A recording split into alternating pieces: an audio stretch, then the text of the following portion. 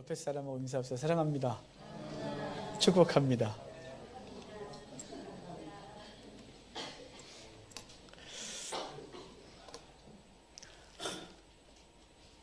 천국에서 만나면 이렇게 행복할 것 같아요. 제목이 있습니다. 같이 읽겠습니다. 여호와 삼마. 아멘. 오늘 성경 말씀도 한 절만 읽었고, 그리고 제목이 여호와 삼마. 에스겔서 48장 맨 마지막 말씀이 여호와 삼마입니다. 오늘 여호와 삼마 이 말씀에 대해서 같이 볼 텐데요. 우리 에스겔서 지난주에 24장까지 봤어요. 오늘 25장부터 다 봐야 되는데 25장부터 열방심판 예언이에요. 열방심판 예언이 있고, 그리고 40장부터는 새성전 환상 예언이 있어요. 열방심판 예언하고 새성전 환상 얘기를 좀 빼놓고 나머지 얘기들 보려고 그래요. 그 나머지 얘기들 통해서 메시아 예언을, 예수 그리스도가 어떻게 예표됐고 그분이 우리 가운데 어떻게 오셨으며 우리가 어떤 구원의 은혜를 입었는지를 초점으로 보려고 그래요. 자, 그러면 앞쪽으로 봐야겠죠. 34장으로 갑시다. 25장부터는 열방심판을 얘기하면서 아하 좋다 하는 것들 혼난다 이런 얘기 있어요. 이웃나라가 잘못된 거 좋다, 우리 이웃이 잘못된 거 좋다, 뭐 이러면 혼난다 뭐 이런 얘기 있어요. 쭉 넘어가고 34장. 자, 34장 피셨죠? 34장 2절부터 6절까지 한 목소리로 천천히 읽겠습니다. 인자야, 너는 이스라엘 목자들에게 예언하라. 그들 곧 목자들에게 예언하여 이르기를, 주 여호와께서 이같이 말씀하시되, 자기만 먹는 이스라엘 목자들은 화 있을진저 목자들이 양떼를 먹이는 것이 마땅하지 아니하냐. 너희가 살찐 양을 잡아 그 기름을 먹으며 그 털을 입되 양떼는 먹이지 아니하는도다. 너희가 그 연약한 자를 강하게 아니하며 병든 자를 고치지 아니하며 상한 자를 싸매주지 아니하며 쫓기는 자를 돌아오게 하지 아니하며 잃어버린 자를 찾지 아니하고 다만 포악으로 그것들을 다스렸도다. 목자가 없으므로 그것들이 흩어져서 모든 들짐승의 밥이 되었도다. 내 양떼가 모든 산과 높은 맷뿌리에마다 유리되었고 내 양떼가 온 지면에 흩어졌으되 찾고 찾는 자가 없었도다. 아멘. 오늘 목자들에 대한 책망이 있어요. 24장까지 이스라엘의 죄를 막 지적했고, 그리고 예루살렘이 함락되고 끝나요. 그러고 나니까 열방을 향하여 너네도 혼날 거야 라고 말했고, 내 백성은 회복될 거야 라고 말하는데, 그 내 백성은 회복될 거야의 본문이 오늘 본문이에요.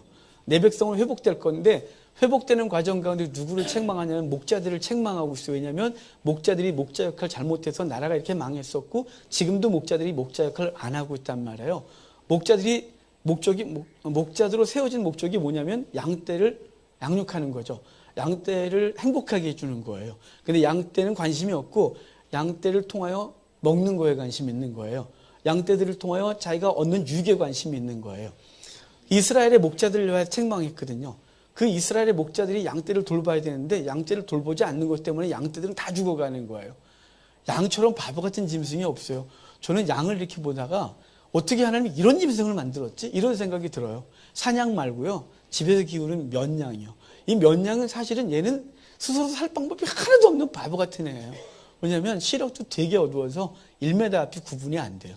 뿌예요. 거기다 공격무기라는 하나도 없어요. 거기다 어떻게 하는 것도 하나도 없고, 거기다 겁을 얼마나 먹는지, 겁먹으면 긴장해갖고 막 심장이 뛰고 막 혈관을 스스로 막고 바보같이 짓을 하고. 하여간 얘는 목자를 잃어버리는 순간 얘 죽어요. 목자를 잃어버리는 순간 얘 스스로 생존할 방법이 하나도 없는 애예요.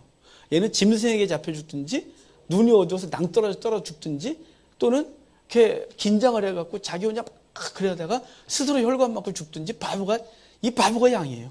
근데 그 바보 같은 양은 목자가 있을 때 굉장히 안전해요. 근데 목자가 그 바보 같은 양들을 돌봐야 되는데 돌보지 않고 뭐에 관심이 있냐면 양을 키워서 젖자 먹고 털 벗겨 먹고 나중에는 잡아먹고 이것에 관심이 있는 거죠. 그 백성이 그랬다는 말이에요. 그래서 그 목자들을 책망하고 있는 거예요. 거기 보면 2절 후반에 그러잖아요. 자기만 먹는 이스라엘 목자들은 화 있을진저 목자들이 양떼를 먹이는 것이 마땅하지 아니하냐. 내 양떼 먹이지 않았다. 내 양떼가 연약할 때 그들을 강하게 해주지 않았고, 내 양떼가 병들었을 때 고칠 생각이 없었다. 너희들은 오직 양떼를 통하여 먹고 살 생각만 했다. 뭐 이러는 거예요.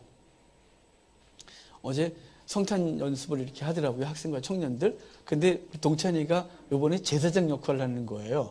그 연극에서. 근데 저기서 이제 여기서 보면 되게 민망하다고 들어오지 말라 그래서 저기서 이렇게 저 방에서 이렇게 귀를 기울이고 있는데 동찬이가 제사장 역할을 하는데요. 제가 거기서 울고 계세요. 왜 울고 계냐면 연기를 잘해서 열심히 해요, 우리 동찬이. 정말 성실의 대가예요. 그런데 우리 동찬이가 연극을 하는데 제사장 역할인데 이래요. 이것도 저것도 귀찮아 막 그러다가 그렇다고 딴 거 할 것도 없고 밥 먹고 살아야 되니까 이거 하고. 근데 제가 저 뒤에 그런 식이에요. 대사가 정확하지 않아요. 그러니까 느낌이 저 뒤에서 있었는데 마치 제가 저를 보는 느낌. 밥 먹고 살라고 짓을 하고 있는 느낌 아닌가. 이런 부끄러움이었어요. 저는 맨날 강하게 말하잖아요. 우리 사는 목적이 뭐냐 막 얘기를 하는데 가끔은 정말인가? 저에게 물으면 스스로 이렇게 답을 잘 못할 때가 있어요. 나 먹고 살 건 때문에 이거 하나?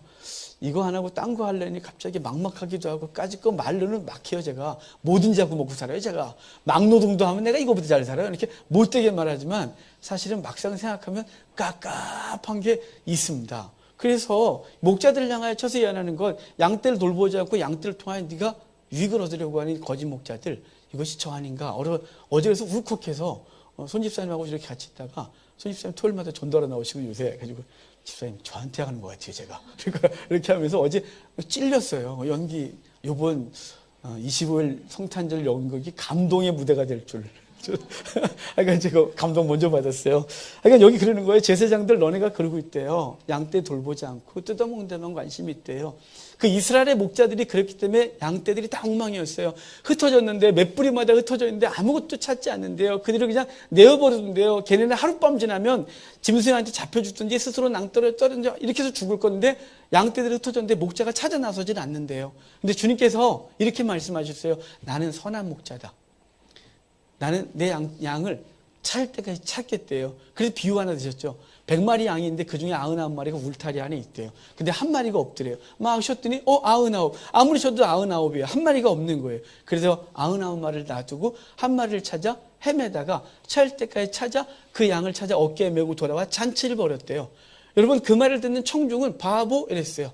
저 바보 아니야 저거? 왜냐하면 당시 목자는 양을 칠 때 양의 주인으로부터 계약서를 쓰고 받았어요. 각서를 썼는데 10마리 중에 2마리를 잃어버려도 책임을 묻지 않겠다는 각서를 써줘야 맡았어요. 왜냐하면 양 치는 게 너무 어려운 일이었기 때문에 짐승에게 찢겨주든지 강도한테 뺏기든지 잃어버리든지 낭떠러 떨어지든지 이런 위험성이 너무 많은 곳에서 10마리를 다 지킬 방법이 없는 거예요. 그래서 8마리만 지켜도 2마리 잃어버려도 손해를 배상하지 않아도 되는 법을 갖고 있었어요. 그러니까 100마리 중에 20마리 잃어버려도 책임 안 지는 거예요. 근데 이 바보 같은 목자가 한 마리 잃어버렸다고 그 밤에 양떼 찾으러 혼자 돌아다니고 있는 거예요. 사자한테 잡히든지 이리떼한테 물려 죽을 수 있는 그 위험을 무릅쓰고 양떼 한 마리 찾는 거예요. 왜냐하면 그 양은 지금 죽어가고 있거든요. 그 양은 돌보지 않으면 그냥 반드시 죽을 거예요. 죽을 수도 있지가 아니고 죽는 거예요. 그래서 그 목자는 그 죽을 수밖에 없는 그 양을 향하여 안 되지, 얘 찾아줘야지. 그래서 지 목숨 걸고 찾아 나서는 목자,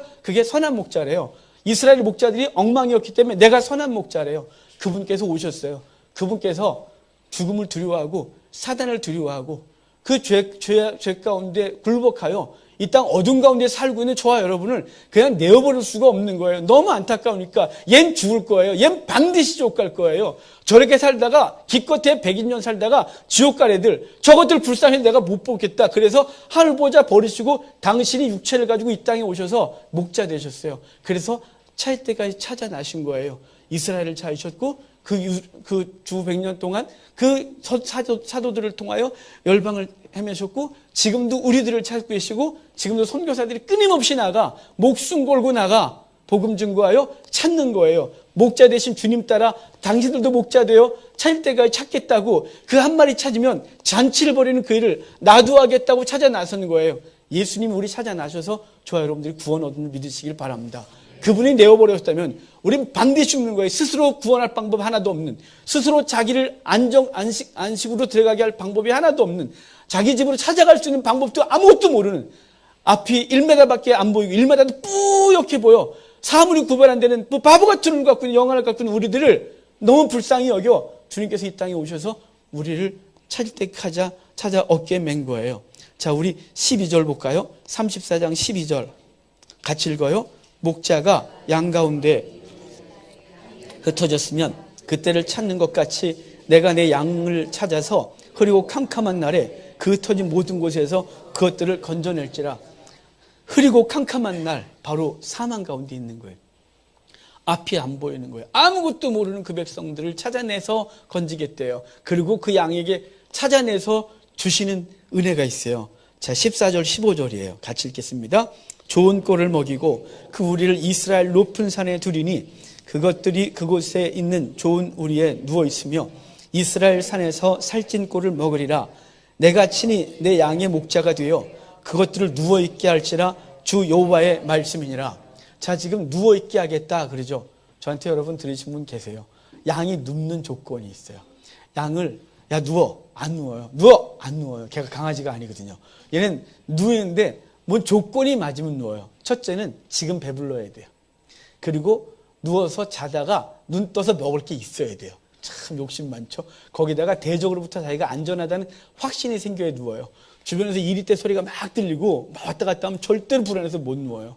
지금 배가 불러도 못 누워요. 이따 먹을 게 없을까 봐. 우리 같죠. 오늘 주께서 충분히 주셨는데 내년이 걱정이라서 못 누워요. 노후가 걱정해서 오늘을 즐겁게 못 살아요. 노후가 걱정이라서 걱정이에요. 20대들이 벌써 노후를 걱정해요. 걱정이에요. 아주 걱정이에요. 오늘 주께서 먹이신 것 그것으로 족하지 못하고 미래가 걱정돼 오늘 주신 평강을 못 누리는 바보가 우리예요. 거기다 그분께서 지키신다고 확실히 말씀하셨거든요. 내가 너희를 의로운 오른손으로 붙들어 주리라. 물 가운데 지나도 너희가 해를 당하지 아니하리라.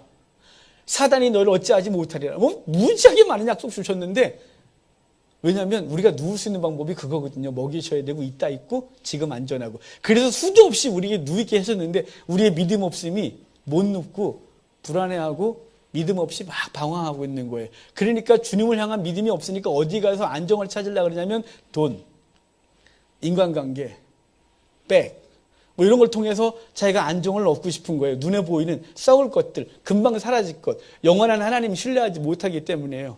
여러분, 그분께서 우리를 먹이시고 앞으로 먹일 거고 그분이 우리를 대적에게 내어주지 않는다는 사실을 믿으시고 주께서 주신 참 평강이 우리 속에 넘치기를 바랍니다. 주께서 히브리서에 이렇게 말씀하셨거든요. 내가 이 백성을 왜 건졌냐면 그분이 왜 육체를 갖고 이 땅에 오셨냐면 히브리서 2장에 그분이 육체 갖고 오신 건 천사보다 잠깐 못하시면 죽음을 두려워하고 사망을 사단을 두려워하는 자들 거기서 건져내요. 히브리서에 뭐라면 우리에게 안식을 주셨대요. 이미 안식을. 에베소서에서는 주님과 함께 하나님 우편에 앉혔다 이렇게 말했고 빌립보서에서는 우리의 시민권이 하늘에 있다. 그래서 우리는 이 땅의 것들에 영향받지 않는 존재다 이렇게 말했는데 우리는 그 말씀을 수도 없이 암송하고 알고 들었는데 우리는 예배당 벗어나는 순간 곧 세상권 영향받아 하나님은 안 계시고 불안에 떨고 자기에게 안정을 찾게 하려고 삶을 안정 찾으려고 이것저것 헤매는 바보들이란 말이에요. 여러분, 주님 앞에서 우리가 온전한 믿음을 갖고 주를 신뢰하길 바랍니다. 오늘 배부르잖아요. 오늘 주셨잖아요. 내일도 주실 거예요. 오늘 안전하게 지키셨잖아요. 내일도 그분이 지키실 것이고 그분께서 우리의 생명을 데려가셔서 그분께서 우주적으로 오시든지 그분의 나라에 설 때까지 그분은 그것을 한 번도 어기거나 취소하거나 실수하지 않으심을 믿으시기를 바랍니다. 그분께서 우리를 누이시는 거예요. 그래서 다윗의 고백이 있잖아요. 시편 23편에 여호와는 나의 목자시니 여호와는 나의 목자시니 내게 부족함이 없겠다. 그가 나를 푸른 초장에 누이시고 실만한 물가로 인도하신다 이렇게 말했어요. 거기 푸른 초장에 누이시고 라는 건 이것들을 다 만족시켜 주실 거예요. 이미 우리가 누워있음을 믿으시기를 바랍니다. 자, 35장은 에돔 심판 예언을 다시 말해요. 이건 이사야서 34장과 내용이 비슷해요. 넘어갈게요. 오늘 제가 초점 맞추는 건 회복에 대한 얘기예요. 메시아 예언이에요. 예수 그리스도를 어떻게 건지시고 구원하셨는지에 대한 얘기만 볼 거예요. 36장 갈게요. 36장 24, 25, 26, 27절 볼게요. 36장 24, 25, 26, 27절이요. 같이 읽겠습니다. 내가 너희를 여러 나라 가운데서 인도하여 내고 여러 민족 가운데서 모아 데리고 고국 땅에 들어가서 맑은 물을 너희에게 뿌려서 너희로 정결하게 하되 곧 너희 모든 더러운 것에서와 모든 우상 숭배에서 너희를 정결하게 할 것이며 또 새 영을 너희 속에 두고 새 마음을 너희에게 주되 너희 육신에서 굳은 마음을 제거하고 부드러운 마음을 줄 것이며 또 내 영을 너희 속에 두어 너희로 내 율례를 행하게 하리니 너희가 내 규례를 지켜 행할지니라. 아멘. 주님께서 지금 뭐라고 말씀하시면 내가 너희를 건져내서 고국 땅으로 데리고 들어갈 거래요. 이스라엘로 데리고 들어가서 맑은 물로 너희를 씻겨 그 모든 부정을 시키고 우상 숭배로부터 너희를 정결케 하며 내가 새 영을 주어 너희 마음에 새 영을 주어 하나님을 아는 마음을 주고 내 율례와 규례를 지켜 행하게 할 것이다 라고 말하는 거예요. 주체가 누구냐면 주님이신 거예요. 이걸 이렇게 말하지 않는 거예요. 너희가 회개해라. 너희가 죄를 끊어라. 그럼 내가 너희를 건져서 고국으로 보내주겠다. 거기서 계속해서 바로 서라. 그럼 내가 성령을 부어주겠다. 똑바로 해라. 그래야 구원을 완성하겠다. 이게 아니에요. 주님께서는 그게 아니라 그분께서 당신의 이름 때문에 건지시는 거예요. 내 이름 때문에 내 백성을 일컫는 그 백성을 그냥 그 죄악 가운데 포로 가운데 내어버려 두지 아니하시고 그 백성을 건져 고국으로 데려갈 것이고 정결케 하는 물로 그를 씻겨 그 속에 새 영을 부어 성령을 부어주어 하나님을 알게 하고 자원하여 율법과 율례와 규례를 지켜 행하는 자가 되게 할 것이래요. 여러분 주님께서 이미 그렇게 하는 줄 믿으시길 바랍니다. 주님께서 하늘 보좌 버리시고 이 땅에 오셔서 우리를 찾을 때까지 찾아 그의 울타리 안에 주시고 그분께서 가시면서 그래요. 내가 가는 것이 너에게 유익하다. 왜냐하면 내가 가야 보혜사를 너에게 보일 것이고 그 보혜사 성령이 우리 가운데 임하심으로 그분이 우리 속에 새 영으로 들어오셔서 그분이 생각나게 하고 깨닫게 하고 하나님의 말씀을 기억하게 해서 우리로 자원하여 주의 율례와 규례를 지키게 하는 자가 되게 할 것에 대해서 말씀하고 있는 줄 믿으시길 바라요. 이미 우리는 안식 가운데 있고 이미 그 영이 우리의 심령 가운데 있는 거예요. 그리고 그분이 우리를 정결케 했다 그랬잖아요. 여러분 깨끗하게 하는 물 이걸 정결수 그래요. 이스라엘 정결수를 통하여 부정했던 걸 뿌리면 정결케 되는 거예요. 예수 그리스도가 이 땅에서 첫 번째 기적을 행하는 것이 뭐냐면 가나 혼인잔치예요. 거기 물로 포도주를 바꾸는데 물로 포도주 바꾼 게 중요한 게 아니라 그 물은 이스라엘의 규례를 정결례를 위하여 두었던 물, 그 물을 갖다가 먹여요. 포도주가 됐어요. 곧 예수 그리스도의 피가 그 이스라엘의 정결케 하는 물은 더러워질 때마다 씻어야 했어요. 하지만 그리스도의 피는 단번에 우리의 모든 더러움을 씻어 우리를 알고 하나님 앞에 정결케 되어졌어요. 십자가에서 물과 피를 다 쏟아 우리를 깨끗게 하셨다 이 말이에요. 그리고 우리 속에 성령을 부어주어 떠나지 아니하시는 그 놀라운 은혜. 한번 깨끗하게 하고 이제 네가 지켜가 아니라 그분이 들어오셔서 떠나지 아니하시고 그분이 우리에게 율례와 규례를 알게 하시고 지킬 수 있는 마음, 동기 허락하셔서 기꺼이 감당하게 하는 거예요. 여러분 우리가 구원받기 위해서 사는 게 아니에요. 구원받았기 때문에 그 은혜 감사해서 나는 어떻게 살까 이 고민하고 사는 거예요. 그 세속적인 생각과 육신의 생각들이 우리를 딱 주장하려고 할 때 아니지 라고 해서 기꺼이 이것을 버려버리고 난 구원받은 자로서 어떻게 살까 고민하면서 오늘을 살아가는 거예요. 여러분 매일매일 여러분 다짐해야 될 게 있어요. 나는 성도다. 이거 생각하셔야 돼요. 우리의 육신적인 생각과 우리의 못된 자아가 튀어나올 때마다 여러분 이렇게 말하셔야 돼요. 나는 성도야. 저는 이렇게 말해요. 난 성도야. 여기서 끝나지 않고 난 목사야. 이렇게 말해요. 난 목사야 이러면 안 되지. 이렇게요. 되게 어려워요 그거. 새벽마다 오늘 성도로 삽시다 제가 그러거든요. 되게 미안해요. 근데 왜냐면 성도로 사는 게 구원받은 건 거저돼서 좋은데 성도로 살아가는 건 몸부림을 쳐야 되거든요. 죄와 싸워야 하고 욕구와 싸워야 하고 세상의 가치관 앞에 대적해야 되고 하나님의 말씀을 가지고 살아야 되기 때문에 성도로 살아가는 건 만만한 게 아니에요. 하지만 우리는 성도로 살아야 돼요. 왜냐하면 성령께서 우리 속에 깨닫게 하시거든요. 율례와 규례를 알게 하시거든요. 그래서 그것으로 어떻게 살지 알게 하시는 거예요. 그 은혜가 우리 가운데 있음을 믿으시길 바라고 순종하여 살기를 바랍니다. 자, 37절 한 번 더 읽을까요? 36장 37절 같이 읽겠습니다. 주 여호와께서 이같이 이스라엘 족속이 이같이 자기들에게 이루어 주기를 내게 구하여야 할지라. 거기까지만 읽을게요. 자, 주님께서 지금 36장 전체는 회복에 대한 얘기를 쭉 하신 거예요. 내가 너희를 건지겠다, 새 영 주겠다, 뭐 등등등 그래놓고 그래도 너희는 구하여야 할지라 이렇게 말하는 거예요. 회복의 약속을 해놓고 너희는 구하여야 할지라. 왜냐하면요, 주님은 구하여 얻는 법을 정해놓으셨어요. 그냥 주시면 이게 주께서 주신 건지 자기가 잘나서 얻은 건지 노력을 열심히 했기 때문에 결과로 얻은 건지를 잘 몰라요. 근데 하나님은 구하는 것을 통하여 주세요. 그래서 주께서 주신 걸 알게 하세요. 치사한가요? 아니요. 우리의 무지 때문에 그렇게 주신 거예요. 치사하게 꼭 그래야 되는 거야? 꼭 달래야 주는 거야? 치사해. 이러지 마세요. 우리가 우리의 삶 속에서 이루어지는 많은 것들이 눈 떠서 잘 때까지, 아니 꿈속에서까지 주의 도우심, 주의 은혜가 있다는 사실에 대해서 인지하고 살 수 있으면 특별히 안 그러셔도 되는데 우리의 죄와 우리의 무딘 영성이 그걸 못 깨달아요. 시간이 지나면 지가 잘라서 얻은 줄 아는 거예요. 시간이 지나면 그냥 자연 남들도 다 그러고 사는 것처럼 보여지는 거예요. 그래서 하나님을 잊어버리는 거예요. 그래서 우리의 무딘 영성 때문에 주님께서는 법을 정하셨어요. 기도를 통하여 얻는 법이요. 근데 이걸 그렇게 말해도 기도를 하지 않아요. 요즘 기도를 잠깐 하는, 아주 짧게 하는 유행을 갖고 있어요. 한국교회가. 주여 끝.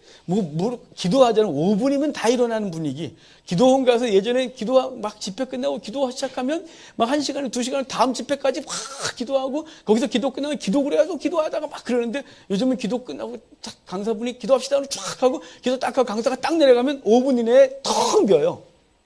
다 일어났어요. 뭘 기도를 이렇게 오래 하노? 그리고 기도구는 텅 비고, 산마다 기도하던 곳이 산에선 기도하지 않고 그냥 기도원 마당에서 왔다 갔다 하다 그늘에 앉아서 커피 한 잔 마시면서 묵상하는 것으로 기도를 대신하는 이 못된 모습이 우리 속에 있어요. 기도 안 해요. 여러분, 기도를 통하여 주께서 일하시는 거예요.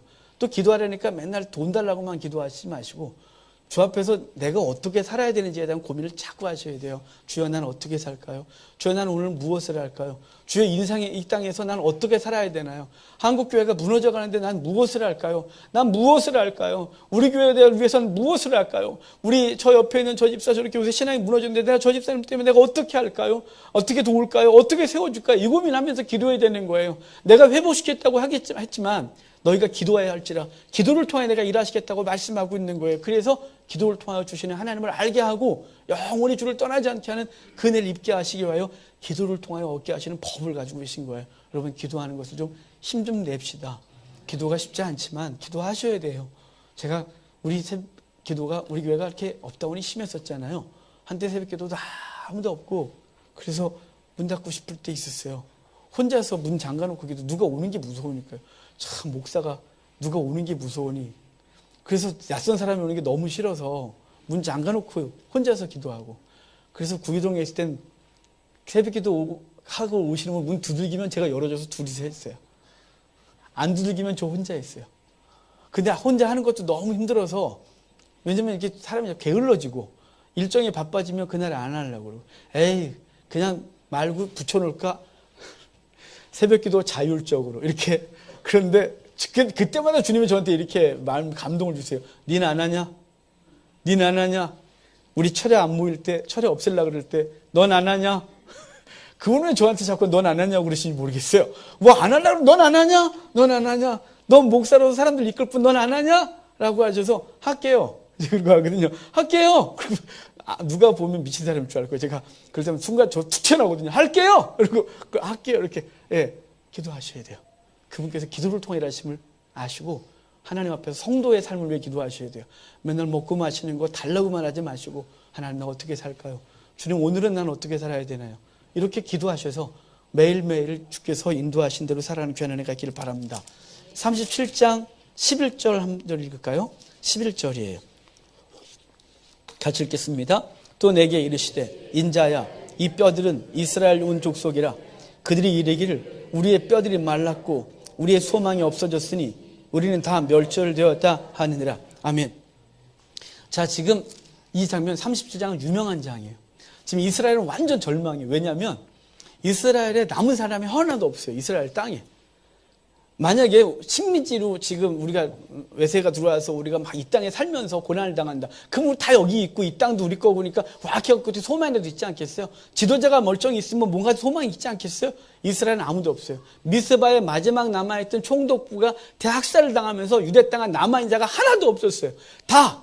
그리고 북이스라엘 이미 다 흩어져서 지파견이 없어졌고 남유다는 포로로 끌려가서 흩어졌는데 그중에 좀 모여서 살아가고 있는 곳이 그발강가 노역 현장이에요. 유프라테스에서 지루를 이렇게 만들어서 그 물 끌어다 농사 지려고 했던 그 운하를 파는데 그걸 그발강이라 그래요. 그 그발강가에서 이스라엘 백성이 모여서 노동하고 있는 거기가 이스라엘 공동체가 유일했어요. 지도자도 없고 힘도 없고 땅도 없고 돈도 없고 아무것도 없어요. 성전 이미 파괴됐고. 그래서 그러는 거예요. 절망이다. 우리 끝났다. 더 이상 소망이 없다. 라고 하는 그들에게 마른 뼈가 있는 환상 가운데 마른 뼈 골짜기로 데려가는 거예요. 뼈가 이렇게 쌓여 있어요. 어떻게 이렇게 저거 살겠냐? 네가 외쳐봐. 붙으라고. 그랬더니 대원했어요. 붙으라고. 그랬더니 뼈대기들이 막 붙으니 살이 붙어요. 네가 호흡을 느래요. 그래서 주의 말씀 따라서 생기가 들어오라고 했더니 생기가 들어와 큰 군대가 됐대요. 큰 군대가 됐다고 하면서 지금 말씀하신 장면인 거예요. 조금 아까 우리가 읽었던 11절 이 뼈들은 이스라엘 온 족속이라 그들이 이르기를 우리의 뼈들이 말랐고 우리의 소망이 없어졌다. 다 멸절되었다라고 말하는 그들을 향하여 주님께서 살려주겠다 이렇게 말하는 거예요. 다 마른. 여러분 우리 마른 뼈대기였어요. 소망 없었어요. 죽었던 거라니까요. 에베소서 2장 1절에 2장 5절에 죽었던 너를 살렸어요. 뼈대기밖에 없었던 것, 소망 없었던 것, 살 수 있을까? 어떻게 살아요? 주께서 명하셔야 살지부터 일어나 생기야 들어가. 그래서 예수님이 부활하시고 나서 제자들을 만나 그들을 향하여 후 부시면서 성령을 받으라 이렇게 말해서 생기를 불어넣어 그 생명을 살리는 거예요. 최초 아담을 만드시고 생기를 불어넣어 생명이 됐다라고 말씀하신 거예요. 그분이 생명을 불어넣어 죽었던 존재 살리신 놀라운 은혜를 입게 하신 거예요. 저러면 죽었던 거예요. 마른 뼈 같은 거예요. 아무것도 없던 거예요. 살려내셨어요. 근데 이스라엘이 그랬었는데요. 우리가 그래요. 아침마다 한국교회를 위해서 기도하면서 엉엉 울어요. 또 울다가 어쩔 때는 답답하고 기도도 안 나오고 그냥 멍하니 있다 집에 가요. 어떻게 할 수가 없어서 살려달라고 한국교회 좀 살려달라고. 저는 제 눈에는 이렇게 보여요. 대형교회는 뼈대기들이 막 쌓여있는 것 같고 우리 교회는 가족 묘예요. 조그마잖아요. 뼈대기들이 있어갖고 살아있나 싶어요.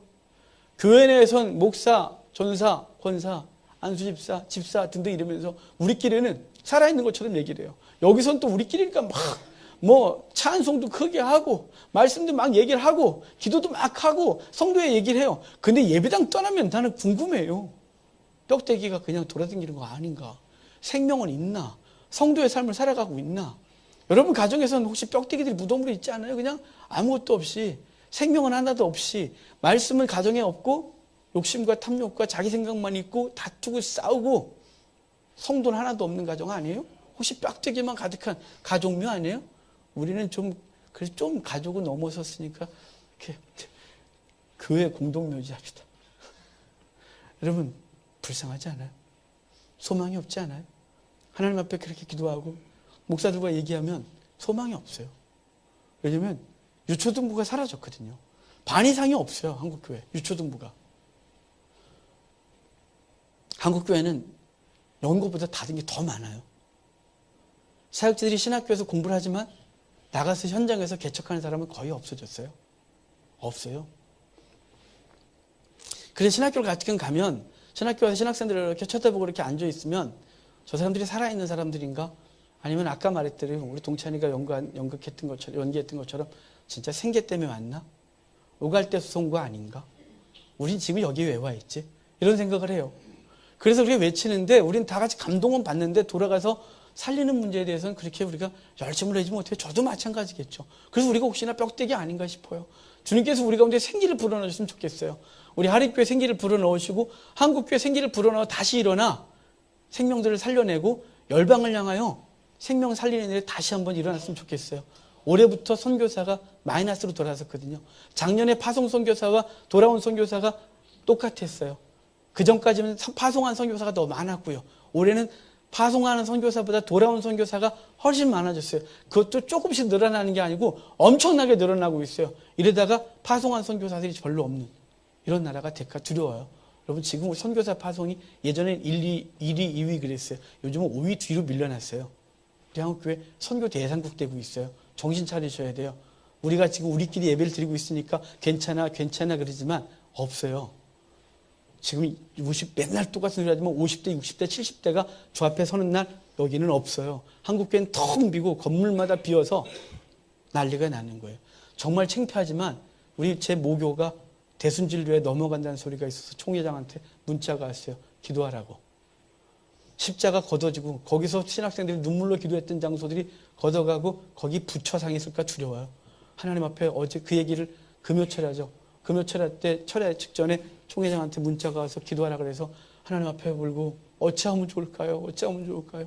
이제 십자가 띄고 초승달 다는 것에서 모자라. 이제 십자가 띄고 부처까지 갖다 놔야 되는 이 비참한 일이 한국교회가 벌어지고 있고 우린 대체 어떻게 해야 되나요? 하나님 이 비참한 여지를 어떻게 할까요? 라고 기도하는 거예요.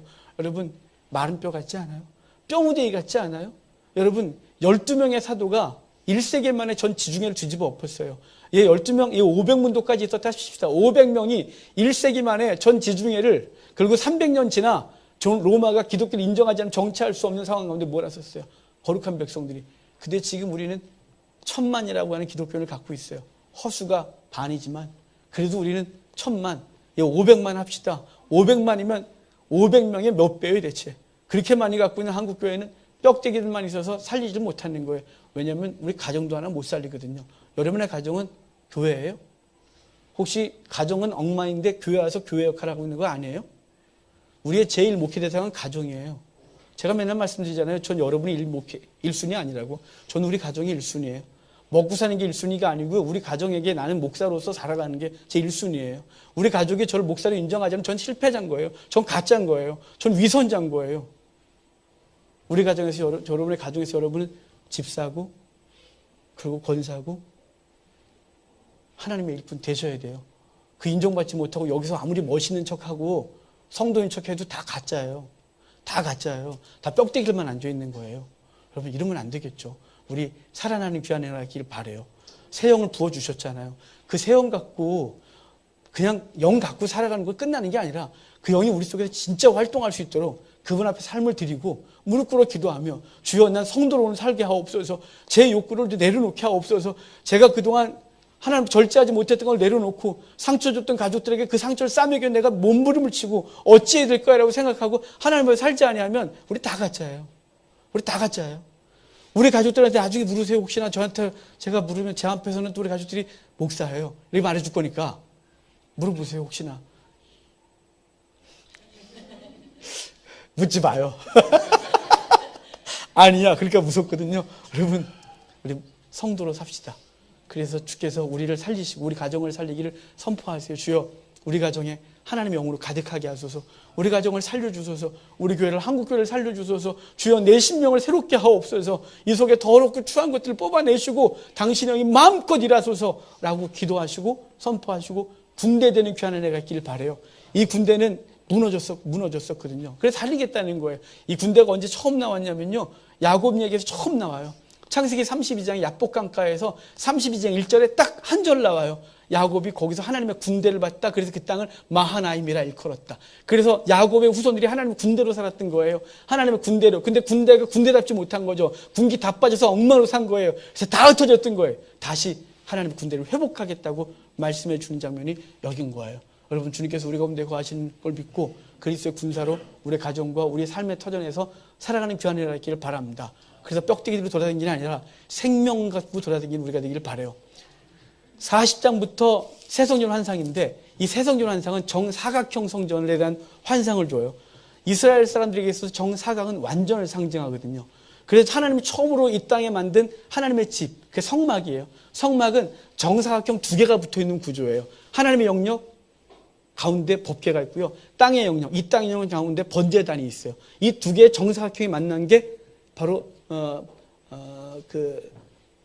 조금 아까 했는데 까먹었어요. 성막의 구조예요. 근데 이 이스라엘의 솔로몬 성전이 타락했어요. 거기서 우상 숭배하고 거기서 엉망이었어요.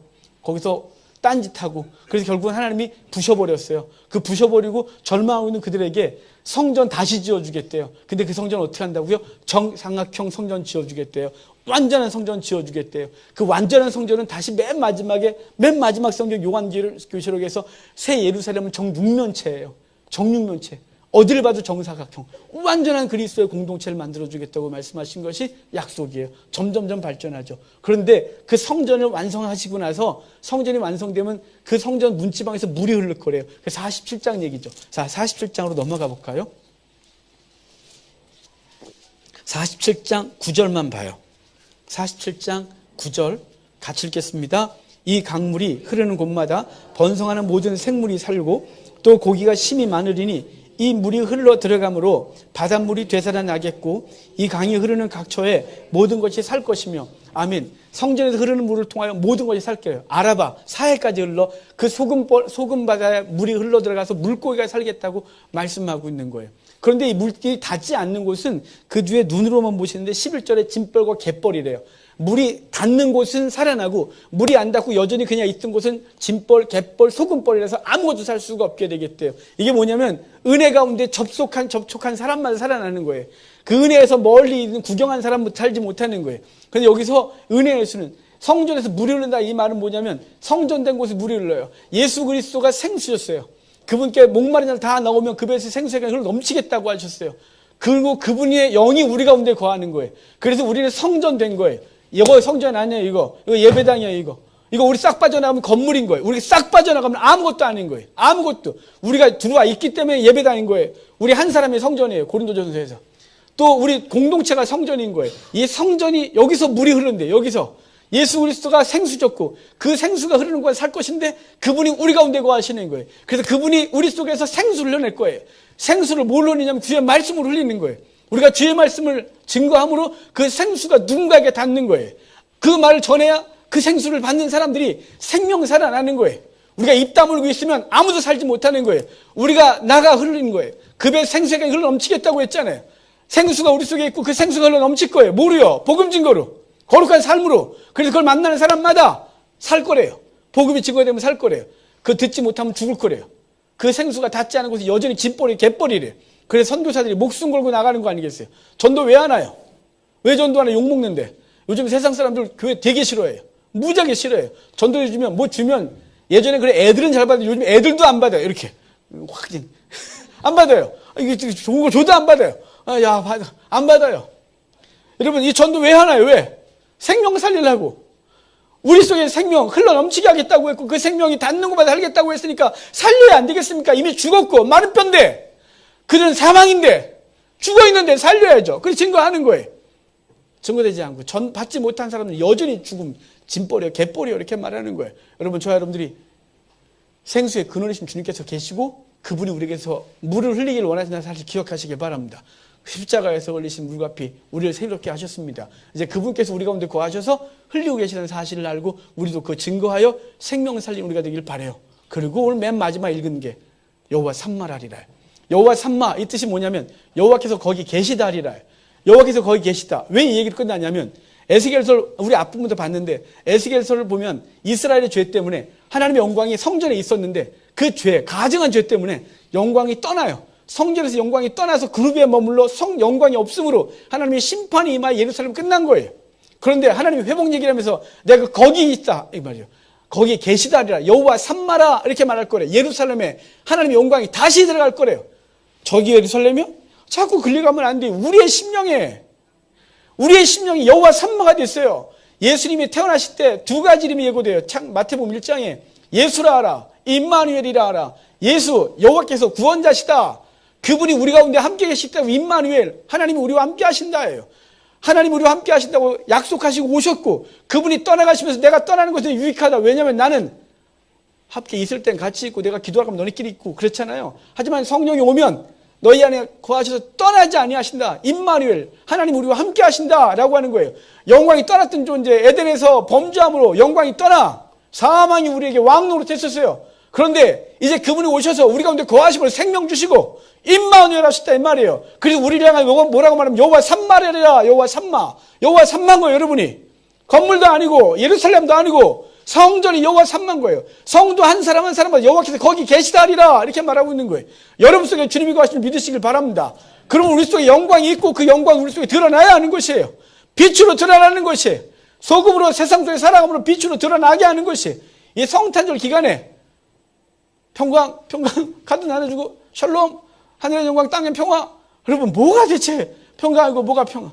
그 기쁨이 주께서 오셨기 때문에 그분이 우리 가운데 거하시기 때문에 좌정하에 계셔서 여호와 삼마 된 것이 임마누엘의 성취가 여호와 삼마인 것이 여러분 그분께서 우리 가운데 거하시를 믿으시고 그 주신 생명력 갖고 이 시간 이 땅에 이 썩어진 가치관 앞에서 날마다 싸우시길 바랍니다. 우리 이겨야 됩니다. 때로 넘어지고 때로는 그것에 유혹을 받아 아무 생각 없이 살 때도 살다가도 번뜩 정신 차려서 참 아니지 여호와 삼마지 여호와 영광이 내 속에 있지 여호와 삼마지 나 이러면 안 되지 난 성도지 난 목사지 라고 하면서 아침부터 밤늦게까지 싸우고 성도의 거룩한 삶을 위하여 하시고 그 삶과 입술의 복음 증거를 통하여 생수가 흘러 우리 주변을 살리는 걸 믿으시길 바랍니다.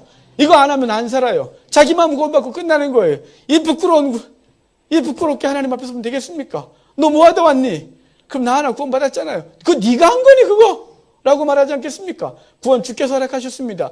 이제 그거 흘리는데 우리의 삶을 다 하시길 바랍니다. 왜 사는지 분명 인지하시고 삶의 이유, 이 복음을 흘리고 생명을 살리는데 우리의 삶이 쓰임받기로 해 기도하고 살아가는 귀한 은혜가 있기를 바랍니다.